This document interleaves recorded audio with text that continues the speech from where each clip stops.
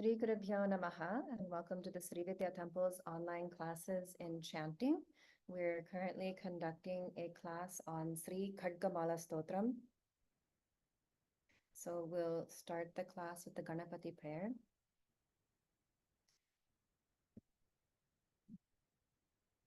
Om Shuklam Bharadharam Vishnum Shashivarnan Chaturbhujam Prasanna Dhyayeet Sarva Vikhnopashantaye. Okay, so last week we had started the pronunciation and chanting of Sri Khadgamala Stotram, and we completed the preliminaries as well as the very beginning of the Stotram. And we just stopped at the point where we're just about to enter into the Prathama Varanam, the first of Varanam, the first level or veil. So before we start with that, I just want to show the Sri Yantra one more time, just to give a little bit of a context for what we'll be chanting. Okay. All right, so if you can see my screen now, this is the Sri Yantra, which is showing the locations of the Devatas and Shaktis that are located within the Sri Yantra. So when we talk about Prathama Varanam, or the first Avaranam, all of those Devatas are located in this square formation on the outside, which is known as Bhupura. Okay.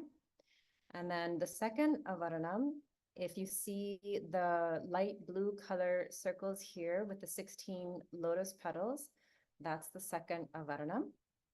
And then the orange, the 8 lotus petals, that's the third.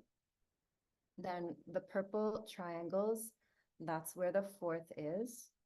Pink is the fifth. This aqua is the sixth. The red ones here, let me blow this up a little bit. The red ones are the seventh, which is interesting because 7 is the number for Saraswati Devi, and the Vag Devis, the deities of speech, are located in the 7th Avaranam. Then the 8th Avaranam is this triangle, as well as these little odd shapes around it. And then finally, the 9th Avaranam is in the Bindu, in the very center, the dot, where Sri Lalita Mahatripura Sundari is residing. And from here, she is radiating outwards all of the energies of the Sri Yantra. Okay. So I just wanted to give that little bit of context before we start the chanting. Okay. So Charu Auntie, are you available to repeat the lines? I'm not sure if she's there. Okay. Anupama Amma, are you able to repeat the lines? Yes, Ma. Okay. All right, so we'll start at Prathama Varanam. And if you're looking at the Devi Padakas or some other version, you'll see these subtitles called as Prathama Varanam, Dvitiya Varanam, and so on. Those don't need to be chanted when you're chanting the Stotram. They're just there to give a sense of, which part of the Sri Yantra that we're actually in. Okay, so starting from Arnima Siddhe. Arnima Siddhe. Arnima Siddhe. Arnima Siddhe. Laghima Siddhe. Laghima Siddhe. Laghima Siddhe. Garima Siddhe. Garima Siddhe. Garima Siddhe. Mahima Siddhe. Mahima Siddhe. Mahima Siddhe. Ishitva Siddhe. Ishitva Siddhe. Ishitva Siddhe. Vashitva Siddhe. Vashitva Siddhe. Vashitva Siddhe. Prakamya Siddhe. प्राकाम्यसिद्धे प्राकाम्यसिद्धे भुक्तिसिद्धे भुक्तिसिद्धे भुक्तिसिद्धे इच्छासिद्धे इच्छासिद्धे इच्छासिद्धे प्राप्तिसिद्धे प्राप्तिसिद्धे प्राप्तिसिद्धे सर्वकामसिद्धे सर्वकामसिद्धे सर्वकामसिद्धे ब्राह्मी ब्राह्मी ब्राह्मी माहेश्वरी माहेश्वरी माहेश्वरी कौमारी कौमारी कौमारी Vaishnavi Vaishnavi Vaishnavi Varahi Varahi Varahi माहेन्द्रे माहेन्द्री माहेन्द्री चामुण्डे चामुण्डे चामुण्डे Mahalakshmi Mahalakshmi Mahalakshmi सर्वसंक्षोभिणी सर्वसंक्षोभिनी सर्वसंक्षोभिनी सर्ववित्राविणी सर्वविद्राविणी सर्वविद्राविणी सर्वाकर्षिणी सर्वाकर्षिणी सर्वाकर्षिणी सर्ववशङ्करी सर्ववशङ्करी सर्ववशङ्करी सर्वोन्मादिनी सर्वोन्मादिनी सर्वोन्मादिनी सर्वमहाङ्कुशे सर्वमहाङ्कुशे सर्वमहाङ्कुशे सर्वखेचरी सर्वखेचरी सर्वखेचरी सर्वबीजे सर्वबीजे सर्वबीजे सर्वयोने सर्वयोने सर्वयोने सर्वत्रिखण्डे सर्वत्रिखण्डे सर्वत्रिखण्डे त्रैलोक्यमोहनचक्रस्वामिनी त्रैलोक्यमोहनचक्रस्वामिनी त्रैलोक्यमोहनचक्रस्वामिनी प्रकटयोगिनी प्रकटयोगिनी प्रकटयोगिनी. Good.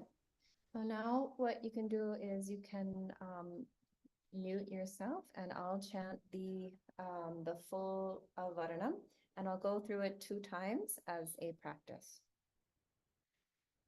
Arnima Siddhe, Laghima Siddhe, Garima Siddhe, Mahima Siddhe, Ishitva Siddhe, Vashitva Siddhe, Prakamya Siddhe, Bhukti Siddhe, Ichha Siddhe, Prapti Siddhe, सर्वकामसिद्धे ब्राह्मी माहेश्वरी कौमारी Vaishnavi Varahi माहेन्द्री चामुण्डे Mahalakshmi सर्वसंक्षोभिणी सर्ववित्राविणि सर्वाकर्षिणि सर्ववशङ्करि सर्वोन्मादिनि सर्वमहाङ्कुशे सर्वखेचरि सर्वबीजे सर्वयोने सर्वत्रिखण्डे त्रैलोक्यमोहनचक्रस्वामिनि prakatayogini. Now again, just a little bit faster.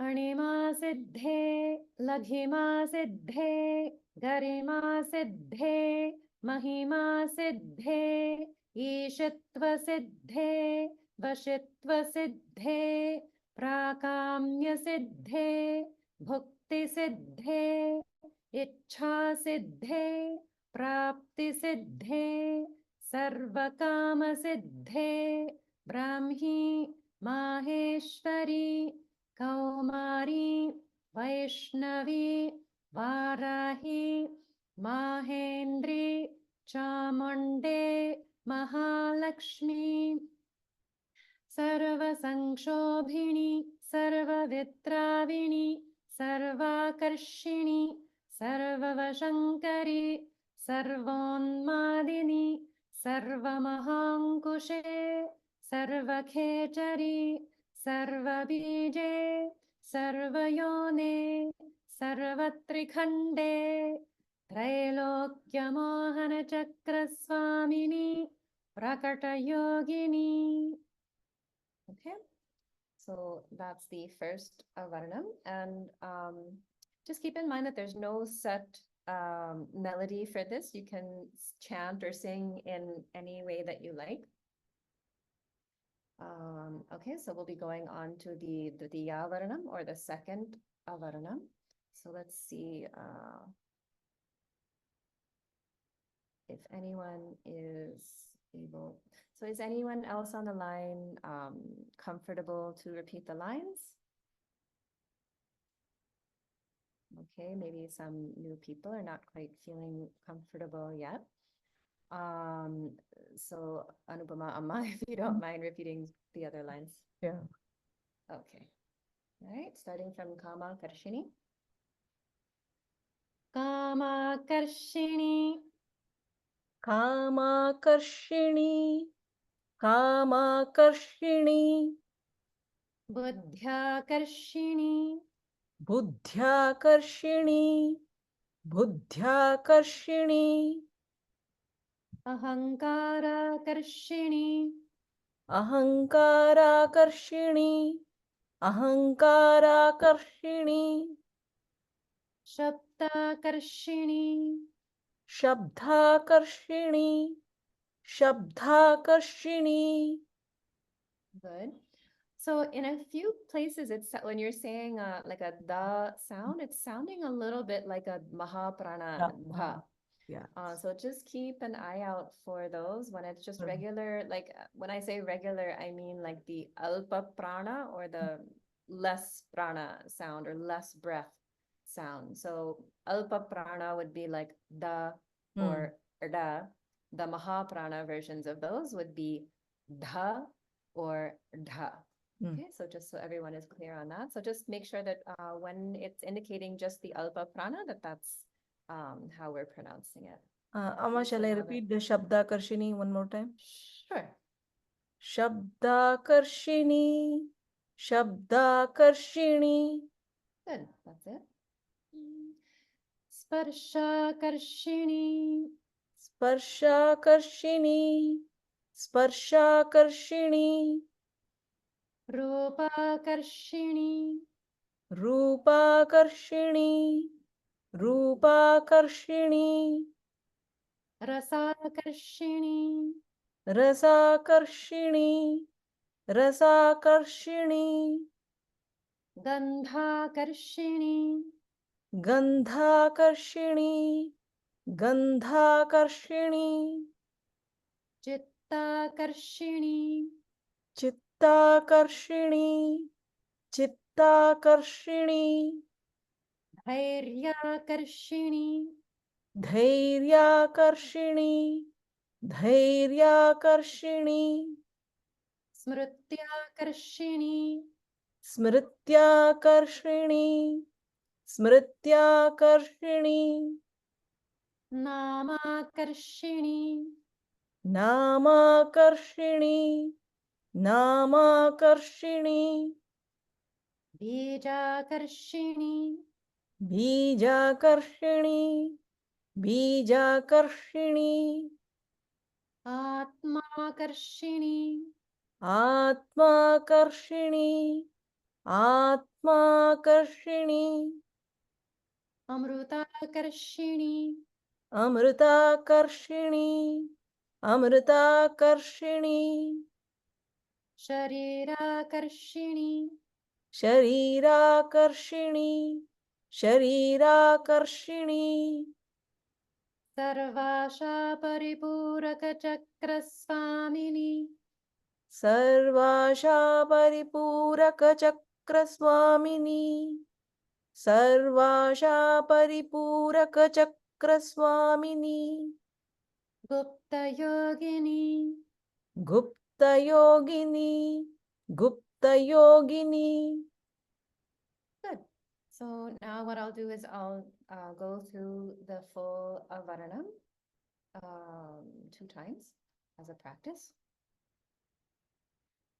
Kamakarshini, Buddhyakarshini, Ahankarakarshini, Shabdakarshini, Sparshakarshini, Rupakarshini, Rasakarshini, Gandhakarshini, Chittakarshini, Dhairyakarshini, Smrutyakarshini, नामाकर्षिणी बीजाकर्षिणी आत्माकर्षिणी अमृताकर्षिणी शरीराकर्षिणी सर्वाशा परिपूरकचक्रस्वामिनी गुप्तयोगिनी. Okay, so you may have noticed that each avaranam is ending in 2 kinds of names that sound a little bit familiar. So in the first avaranam, we have Trailokya Mohana Chakra Swamini, and then the second one is Sarvasha Paripuraka Chakra Swamini. And then again, the final name in the first avaranam is Prakata Yogini, and then in the second one, it's Gupta Yogini.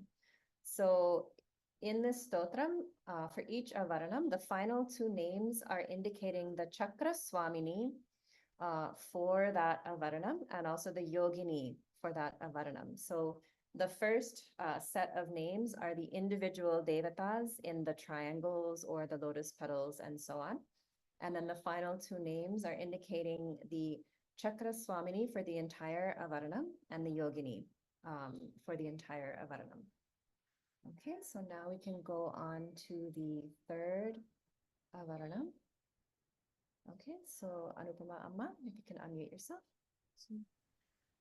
Ananga Kusume, Ananga Kusume, Ananga Kusume, Ananga Mekhale, Ananga Mekhale, Ananga Mekhale, Ananga Madane, Ananga Madane, Ananga Madane, Ananga Madanature, Ananga Madanature, Ananga Madanature, Anangarekhe, Anangareke, Anangareke, Anangavegini, Anangavegini, Anangavegini, Anangankushe, Anangankushe, Anangankushe, Anangamalini, Anangamalini, Anangamalini, Sarvasankshobhanachakraswamini, Sarvasankshobhanachakraswamini, Sarvasankshobhanachakraswamini, Chakraswamini, Guptatara Yogini. Guptatara Yogini, Guptatara Yogini. Good. So here I'll just go on to the fourth avaranam and then review the two together at the end. So going on to the Chaturtha Varanam. Sarva Sankshobhini. Sarva Sankshobhini, Sarva Sankshobhini, Sarva Vitravini. Sarva Vidravini, Sarva Vidravini, Sarvakarshini. Sarvakarshini, Sarvakarshini, Sarvahladini. Sarvahladini, Sarvahladini. Good. So here, just to point out to everyone that in this name, we have a challenging combination of sounds. We have holding on hakara or the ha sound after a dirgha. So that's always one of the more challenging ones. So you can just practice that a little bit more. But the way it sounds is sarvahladini, ahla, ahla. Okay. Now the next one. Sarva Sammohini. Sarva Sammohini, Sarva Sammohini, Sarvastambhini. Sarvastambhini, Sarvastambhini, Sarvajrumbhini. Sarvajrimbhini, Sarvajrimbhini, Sarvavashankari. Sarvavashankari, Sarvavashankari, Sarvaranjani. Sarvaranjani, Sarvaranjani, Sarvonmadini. Sarvonmadini, Sarvonmadini, Sarvarthasadhini. Sarvarthasadhini, Sarvarthasadhini, Sarvasampattipurani. Sarvasampattipurani, Sarvasampattipurani, Sarvamantramayi. Sarvamantramayi, Sarvamantramayi, Sarvadvandva. Sarvadvandva, Sarvadvandva, Kshayankari. Kshayankari, Kshayankari, Sarvadvandva Kshayankari.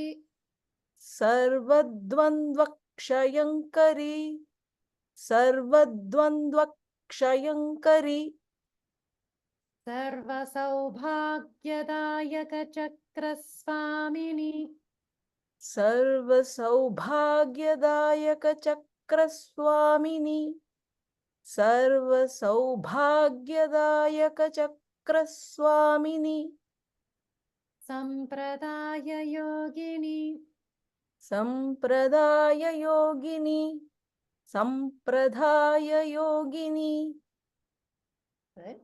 So now what I'll do is I'll go back to the third and I'll chant the third and fourth avaranams together, going through 2 times as a review.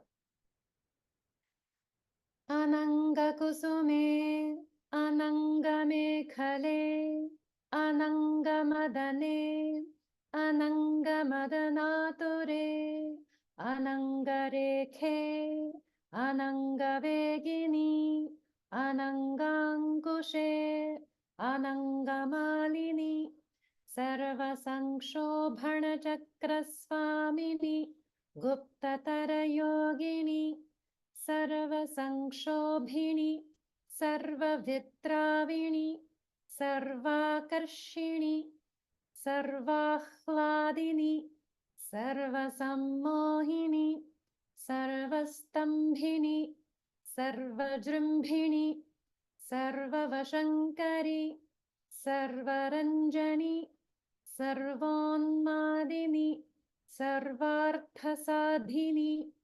सर्वसम्पत्तिपूरणी सर्वमन्त्रमयी सर्वद्वन्द्वक्षयङ्करी सर्वसौभाग्यदायकचक्रस्वामिनी सम्प्रदाययोगिनी. And one more time. Anangakusume, Anangamekhale, Anangamadane, Anangamadunature, Anangarekhe, Anangavegini, Anangangushe, Anangamalini, Sarvasankshobhanachakraswamini, Guptatarayogini, Sarvasankshobhini, Sarvavitravini, सर्वाकर्षिणि सर्वाह्लादिनि सर्वसम्मोहिनि सर्वस्तम्भिनि सर्वजृम्भिणि सर्ववशङ्करि सर्वरञ्जनि सर्वोन्मादिनि सर्वार्थसाधिनि सर्वसम्पत्तिपूरणि सर्वमन्त्रमयि सर्वद्वन्द्वक्षयङ्करी सर्वसौभाग्यदायकचक्रस्वामिनी सम्प्रदाययोगिनी. Okay, so now we'll go on to the fifth avaranam. Sarvasiddhiprade. Sarvasiddhiprade. Sarvasiddhiprade. Okay, make sure that the Mahaprana is on the dhi in Siddhi, and then de is Alpa Prana, so it's like Siddhiprade. Sarvasiddhiprade. Sarvasiddhiprade. Good, that's it. Sarvasampatprade. Sarvasampatprade. Sarvasampatprade. Sarvapriyankari. Sarvapriyankari. Sarvapriyankari. Sarvamangalakarini. Sarvamangalakarini. Sarvamangalakarini. Sarvakamaprade. Sarvakamaprade. Sarvakamaprade. So here, it sounded a little bit like you were holding on the in ka. There's no holding there, so it's just like sarvakama, sarvakama. Sarvakamaprade. Sarvakamaprade. That's it. Sarvadukkha vimochani. Sarvadukkha vimochani. Sarvadukkha vimochani. Good. So in this name, we have the word dukkha or dukkha. So very commonly, most people will pronounce this like dukkha. I myself will often say it that way just because that's how it comes out during rapid chanting. Technically, it's spelled with a visarga. So technically, the pronunciation of that would be dukkha, dukkha. But it's very hard to pronounce that when you're chanting rapidly. So if it comes out as dukkha, that's also okay. But I just wanted to point out the technical pronunciation there. Okay, so the next one. Sarvamritya prashamani. Sarvamrityu prashamani. Sarvamrityu prashamani. Sarvavighna nivarini. Sarvavighna nivarini. Sarvavighna nivarini. Sarvanga sundari. Sarvanga sundari. Sarvanga sundari. Sarva saubhagyadahini. Sarva saubhagyadayini. Sarva saubhagyadayini. Sarvartha sadhaka chakraswamini. Sarvartha sadhaka chakraswamini. Sarvartha sadhaka Swamini, Kulottirna Yogini, Kulotirna Yogini, Kulotirna Yogini. Good. And I'll just go on to the sixth. Sarvajne, Sarvagne, Sarvagne, Sarvashakte, Sarvashakte, Sarvashakte,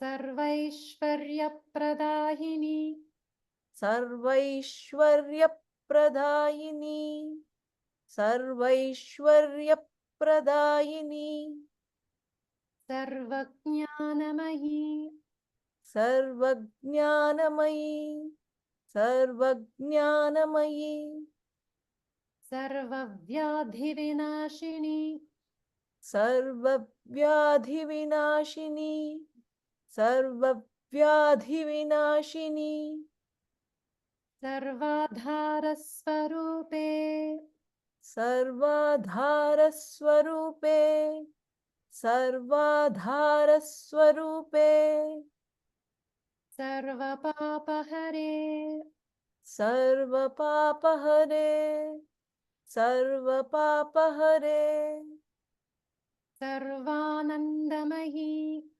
Sarvanandamayi, Sarvanandamayi, Sarvarakshasvarupini, Sarvaraksha Swarupini, Sarvaraksha Swarupini, Sarvepsitapalaprade, Sarvepsita Phalapradhe, sorry, Sarvepsita Phalapradhe, Sarvepsita Phalapradhe. Everything is good. Only thing is, you're holding on the ip in phala. So there's no holding there. Sarve sita phala.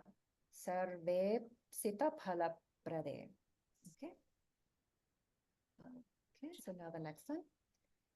Sarvarakshakara chakra swamini. Sarvarakshakara chakra swamini, Sarvarakshakara chakra swamini, Nigarbhayogini. Nigarbhayogini, Nigarbhayogini. Second time was correct, Yes. where ga is alpa prana and bha is the maha prana there. Okay. Yes. All right. So now I'll go back to the fifth and I'll chant through the fifth and sixth together.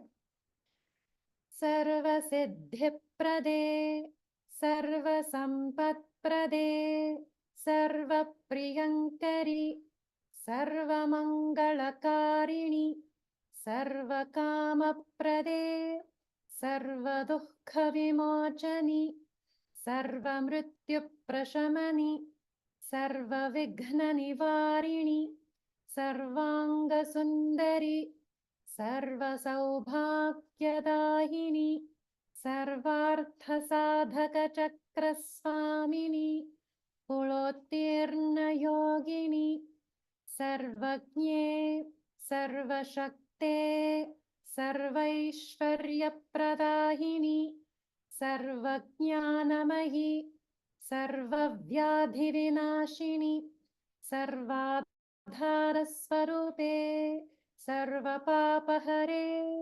sarvanandamahi, sarvarakshasvarupini, sarvepsitapalaprade, sarvarakshakarachakraswamini, nigarbhayogini. And now one more time, a little bit faster. Sarvasiddhiprade, sarvasampatprade, sarvapriyankari, sarvamangalakarini, sarvakamaprade, sarvadukkhavimochani, sarvamritयुप्रशमनि, sarvavighननिवारिणि, सर्वाङ्गसुन्दरि, सर्वसौभाग्यदायिनि, सर्वार्थसाधकचक्रस्वामिनि, कुलोत्तीर्ण योगिनि, सर्वज्ञे, सर्वशक्ते, सर्वैश्वर्यप्रदायिनी सर्वज्ञानमयी सर्वव्याधिविनाशिनी सर्वाधारस्वरूपे सर्वपापहरे सर्वानन्दमयी सर्वरक्षास्वरूपिणी सर्वेप्सितफलप्रदे सर्वरक्षाकरचक्रस्वामिनि निगर्भयोगिनी. Okay, so I think Aruna Amma was willing to chant the lines. Yes. Okay, thank you. All right, so starting from Vashini. Vashini, Vashini, Vashini, Kameshwari, Kameshwari, Kameshwari, Modini, Modini, Modini, Vimale, Vimale, Vimale, Arune, Arune, Arune, Jahini, Jaini, Jaini, Sarveshwari, Sarveshwari, Sarveshwari, Kaulini, Kaulini, Kaulini, Sarvarogahara, Sarvarogahara, Sarvarogahara, Chakraswamini, Chakraswamini, Chakraswamini, Sarvarogahara Chakraswamini, Sarvarogahara Chakraswamini, Sarvarogahara Chakraswamini, Rahasya Yogini, Rahasya Yogini, Rahasya Yogini. Good, very nice. Now we'll go on to the 8th Varnam.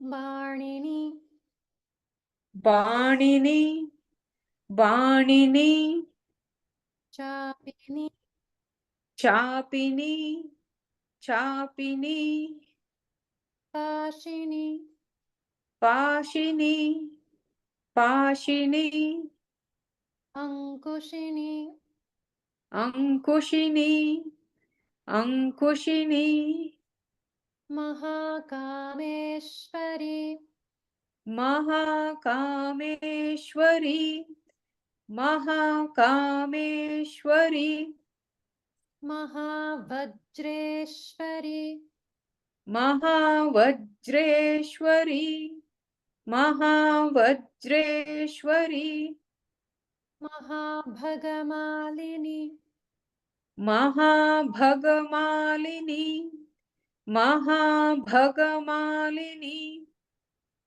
Sarvasiddhipradachakraswamini, Sarvasiddhipradachakraswamini, Sarvasiddhipradachakraswamini, Atirahasya Yogini, Atirahasya Yogini, Atirahasya Yogini. Very good. So now, since there's so little left, I'll just go on to the 9th Varnam. Shri Shri Mahabhattarike, Shri Shri Mahabhattarike, Shri Shri Shri Mahabhattarike. Good. Second time was correct. In Bhattarike, the Bha is Mahaprana, and then Ta is Alpa Prana. So we have Bhattarike. Okay, now the next one. Sarvanandamaya Chakraswamini, Sarvanandamaya Chakraswamini, Sarvanandamaya Chakraswamini, Parapararahasya Yogini, परापररहस्य योगिनी परापररहस्य योगिनी. Good.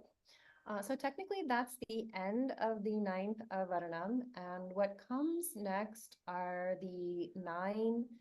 We also have, so each Avaranam has a Chakra Swamini and also a Yogini and also a Chakreshwari. So the 9 Chakreshwaris are given, and then the final 9 names are referring to the Supreme Lalita Parabhattarika Devi herself in the final 9. Okay, so we'll go through those. Tripure, Tripure, Tripure, Tripureshi, Tripureshi, Tripureshi, Tripura Sundari, Tripura Sundari, Tripura Sundari, Tripura Vasini, Tripura Vasini, Tripura Vasini, Tripura Shrihi, Tripura Shrihi, Tripura Shrihi, Tripura Malini, Tripura Malini, Tripura Malini, Tripura Siddhe, Tripura Siddhe, Tripura Siddhe,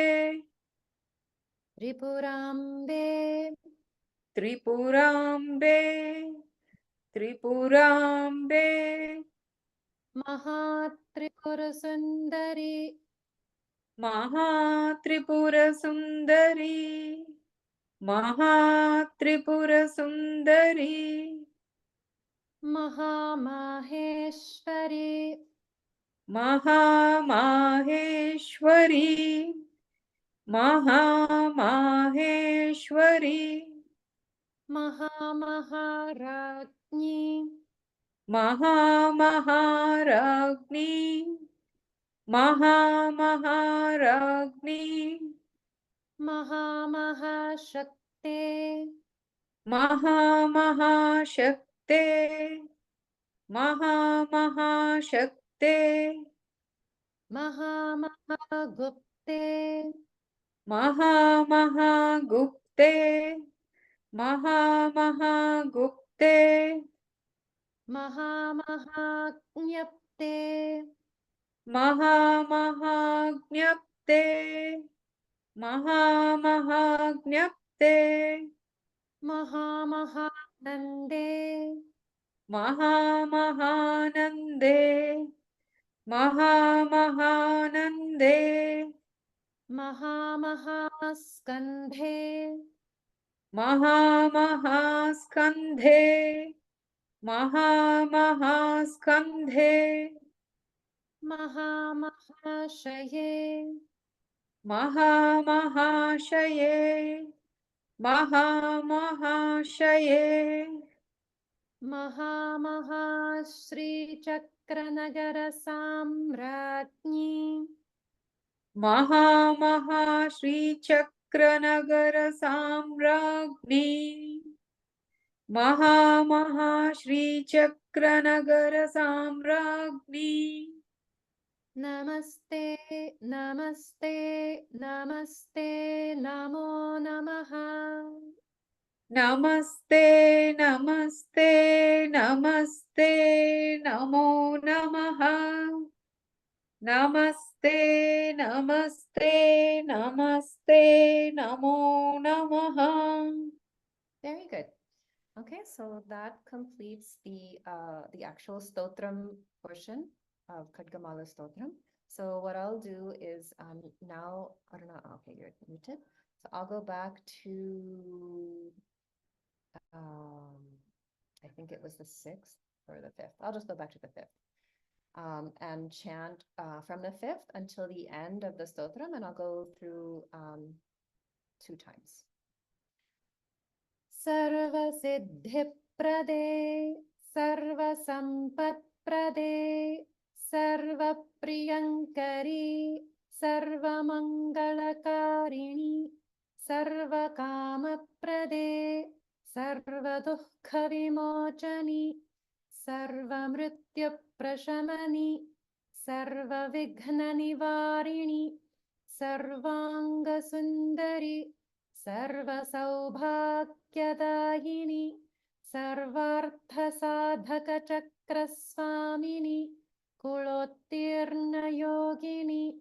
सर्वज्ञे सर्वशक्ते सर्वैश्वर्यप्रदायिनि सर्वज्ञानमयि सर्वव्याधिविनाशिनि सर्वाधारस्वरूपे सर्वपापहरे सर्वानन्दमयि सर्वरक्षास्वरूपिणि सर्वेप्सितफलप्रदे सर्वरक्षाकरचक्रस्वामिनि निगर्भयोगिनि वशिनि कामेश्वरि मोदिनि विमले अरुणे जहिनि सर्वेश्वरि कौलिनि सर्वरोगहरचक्रस्वामिनि रहस्ययोगिनि बाणिनि चापिनि पाशिनि अंकुशिनि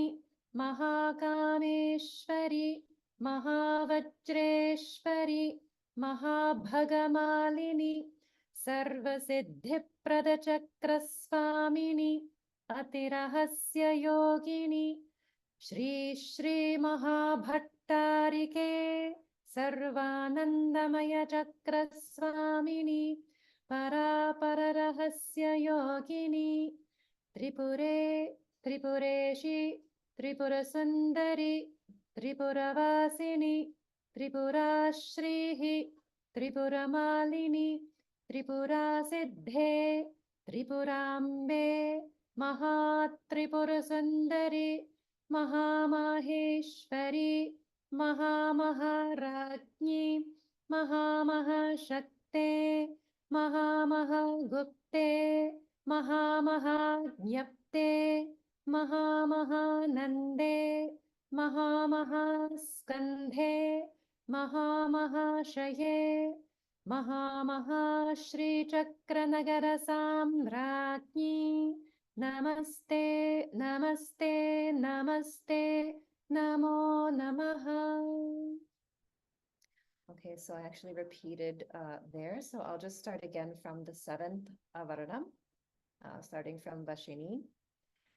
Vashini Kameshwari Modini Vimale Arune Jayini Sarveshwari Kaulini Sarvarogaharchakraswamini Rahasya Yogini Barnini Chapini Pashini Ankushini Mahakameshwari Mahavajreshwari Mahabhagamalini सर्वसिद्धिप्रदचक्रस्वामिनि अतिरहस्ययोगिनि Shri Shri महाभट्टारिके सर्वानन्दमयचक्रस्वामिनि परापररहस्ययोगिनि Tripure त्रिपुरेशि Tripurasundari त्रिपुरवासिनि त्रिपुराश्रीः त्रिपुरमालिनि त्रिपुरासिद्धे त्रिपुराम्बे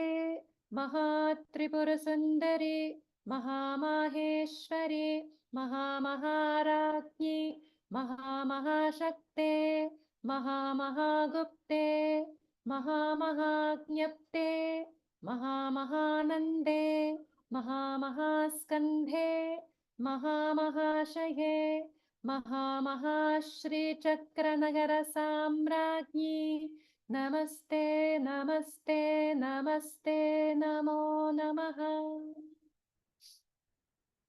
Okay, so any questions about the Khadgamala Stotram? Anything you've done so far? Yes, Amma? They know it is Maha Maheshwari or Maha Mahayeshwari. The one I had, it said Maha Mahayeshwari. Maybe it is on the temple book. Sure. Either one is fine. Both mean the same thing. And if you combine Maha plus Ishwari Yeah, by the rules of Sandhi, it becomes yeah, Maheshwari. that's what I So thought. either way, you can say it, no Okay, problem. yeah. Either way is fine. Yeah, I could not chant today. You know that I got COVID going to California Oh, I'm so sorry to hear that. Oh, no today. problem. You should Yeah, you should rest yourself and rest your I voice did and not know. everything. I can sit under no for change. It is okay. For Oh. even though I was wearing mask throughout the travel and the Mm. convention, it is going too much in New York and California, I guess. I hope it is well in Yeah. India. Yeah, everything's fine here. Yes, definitely. We need to be careful and take care of ourselves. Mm, So for sure. that's why I could not chant No Anupama's. problem. It's no problem, Mama. No worries at all. Definitely you should okay. take rest and rest It your is voice good. and everything. Mhm. Thank Okay, you. so we've completed Khadgamala Stotram. So in Devi Padakas, that's where it ends. But actually, if you were doing this as a Parayanam, you could follow the standard format of repeating the Hridaya Nyasa and so on at the end of the stotram, if you like. Okay, so that completes the Khadgamala Stotram. So if that's all the questions, then we can stop the class. I have one more doubt. When we Okay, just sure. do this reciting or no, like a Parayanam, do we have to do the Dhyanam and all these things At the end, or you mean at the beginning? in the beginning itself? So it's always good to, Okay. you know, it's no harm if somebody Okay. just starts from the stotram part itself. But the traditional way of doing the Parayanam is to, you know, start with the Vinyoga and Yeah. do the, you know, do the nyasas and then do No. the dhyanam and so Okay. on. And it takes very little time. So Yeah, if you yeah. can do that, Mhm. then that's also good. That's Yeah. also very good. No. Yeah, thank Okay. you. It was good. Okay. So All right, now one so more then- thing. So when you start with the nyasam, you finish with the nyasam, right? Like if I were to just do a chanting, if I say dhyana slokam and then the stotram, that can be done that can be done. But if I start with the nyasam, should I end this with the nyasam also? That is the most traditional. Not everybody may follow that. And also some people will also include the Panchamahabhuta Puja, like Lam Prithivyatvane, Sri Lalita Devi, Gandham Parikalpayami. So some Yeah. people will also include that in this. You know, it depends on whether you're going all out or if you're doing it a little bit more condensed. But traditionally, if you do a nyasam, it's like the opening nyasam is what you do in the beginning. And that's kind of creating a space around you that is kind of like an enclosure, right? We're placing the bija mantras in our fingers and the anga devatas in our body. And so we're creating that shield. And so after we finish doing the Parayanam, it's traditional to sort of release that energy. So instead of the digbandha, we're doing the digvimoga, the release of those energies, so that way we're not staying sort of enclosed or with a barricade around us. Oh, it is like in the lesson we do. Yeah, Okay. and also Durga Saptashati. So Yeah. always there's an opening nyasam and then a closing nyasam. So Okay. we set up the shield, we set the shield in our auric field in the space around us. And then once we're done, we basically release that shield so that then we're not Okay. sort of enclosed at that time. Okay. So we go Okay. back Good to to know. sort of interacting in our normal way. So that's kind of the idea. Thank you. Sure. Any other questions on Khadgamala Stotra? No, it was a good class. Yeah. All right, Shri Gurubhyo Namaha. So we'll stop the class there. Thank you very much for joining, and we'll see you next time. Yeah, take care.